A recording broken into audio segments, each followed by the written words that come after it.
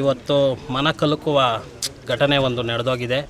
ಮಾಲೂರು ತಾಲೂಕು ಟೇಕಲ್ ಹೋಬಳಿ ನಕ್ಕನಹಳ್ಳಿ ಗ್ರಾಮದಲ್ಲಿ ಸುಮಾರು 12 ಗಂಟೆ ಸಮಯದಲ್ಲಿ ನಕ್ಕನಹಳ್ಳಿ ಗ್ರಾಮದ ನಿವಾಸಿಗಳಾದ ಸೀನಪ್ಪ ಮತ್ತು ತನ್ನ ಮಕ್ಕಳಾದ ಇಬ್ಬರು ಮಕ್ಕಳು ರಾಜೇಶ್ 15 ವರ್ಷ, ಚೇತನ್ 15 ವರ್ಷ, ರಾಜೇಶ್ 8 ವರ್ಷದ ಹುಡುಗ ಜೊತೆಯಲ್ಲಿ ನಿದ್ರಮಂಗಲಕ್ಕೆ ಅವ್ರ ತಂದೆಯವರು ಹೋಗಿ ಅಲ್ಲಿ ಶೇವಿಂಗ್ ಮಾಡಿಕೊಂಡು ಕಟಿಂಗ್ ಮಾಡಿಸ್ಕೊಂಡು ಮತ್ತು ಮನೆಗೆ ಬಂದು ಸ್ವಲ್ಪ ಡ್ರಿಂಕ್ಸ್ ಮಾಡಿದ್ರಂತೆ. ಮನೆಗೆ ಬಂದು ಮನೆಯಲ್ಲಿ ಮಕ್ಕಳನ್ನು ಕರ್ಕೊಂಡು ಸ್ನಾನ ಮಾಡಿಸೋದಕ್ಕೆ ಇಲ್ಲೇ ಪಕ್ಕದಲ್ಲಿರ್ತಕ್ಕಂಥ ಕೃಷಿ ಹೊಂಡಕ್ಕೆ ಕರ್ಕೊಂಡೋಗಿದ್ದಾರೆ.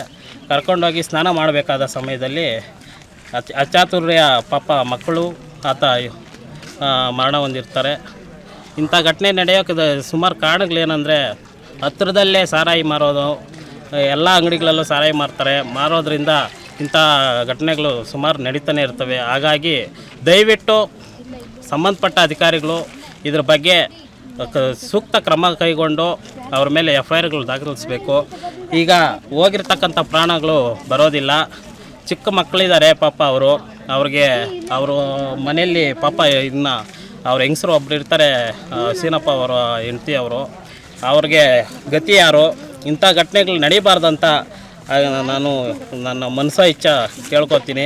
ಹಾಗಾಗಿ ನಕ್ಕನಹಳ್ಳಿ ಗ್ರಾಮದಲ್ಲಿ ಈ ರೀತಿ ಘಟನೆಗಳು ನಡೀಬಾರ್ದಾಗಿ ಸುಮಾರು ಜನಕ್ಕೆ ನಾನು ಸುಮಾರು ಬಾರಿ ಅಬಕಾರಿ ಇಲಾಖೆವರೆಗೂ ಕಂಪ್ಲೇಂಟ್ ಮಾಡಿದ್ದೀನಿ. ಸುಮಾರು ಬಾರಿ ಕಂಪ್ಲೇಂಟ್ ಮಾಡಿದ್ರು, ಅವರು ಯಾವುದೇ ರೀತಿ ಕ್ರಮ ಕೈಗೊಂಡಿಲ್ಲ. ಈ ರೀತಿ ಸಾರಾಯಿ ಕುಡಿದು ಈ ರೀತಿ ಮಕ್ಕಳನ್ನು ಕಳ್ಕೊಳ್ಳೋ ಪರಿಸ್ಥಿತಿಗೆ ಎದುರಾಗ್ಬಿಟ್ಟಿದ್ದಾರೆ. ಹಾಗಾಗಿ ದಯವಿಟ್ಟು ಸಂಬಂಧಪಟ್ಟ ಅಧಿಕಾರಿಗಳು ಮತ್ತೊಮ್ಮೆ ಕೇಳ್ಕೊತೀನಿ, ಇದ್ರ ಬಗ್ಗೆ ಸೂಕ್ತ ಕ್ರಮ ಕೈಗೊಂಡು ಅವರಿಗೆ ನ್ಯಾಯ ಒದಗಿಸ್ಕೊಡ್ಬೇಕಾಗಿ ನಾನು ತುಂಬ ಹೃದಯ ಮನವಿ ಮಾಡ್ಕೊಳ್ತೀನಿ.